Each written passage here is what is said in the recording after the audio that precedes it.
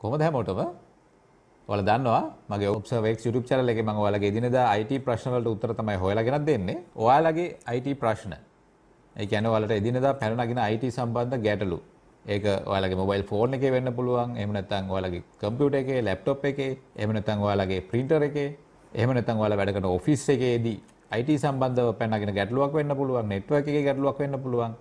ඉතින් මෙකිනෝගේ ඕනම IT සම්බන්ධ ගැටලුවක් මට ඉදිරිපත් කරන්න ඔයාලට පුළුවන් Observe X YouTube channel එකට ගිහිල්ලා මෙන්න මේ විදියට ඔයාලගේ ගැටලුව ඉදිරිපත් කරන්න. එහෙම නැත්නම් ඔයාලට පුළුවන් මම මේ වීඩියෝ එකේ පල්ලෙහායින් link එකක් සඳහන් කරන්නම්.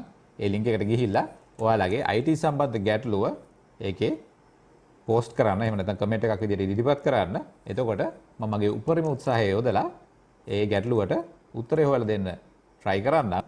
මට දැනට හොයාගන්න පුළුවන් වෙච්ච ගැටලු වලට මේ වෙනකොට මම වීඩියෝස් කරලා තියෙනවා.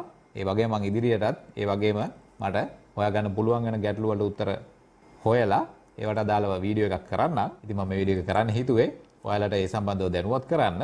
ඔයාලා Observe X community එකට සම්බන්ධ වෙලා ඔයාලගේ IT සම්බන්ධ ගැටලුව ඉක්මනින්ම විසඳ ගන්න.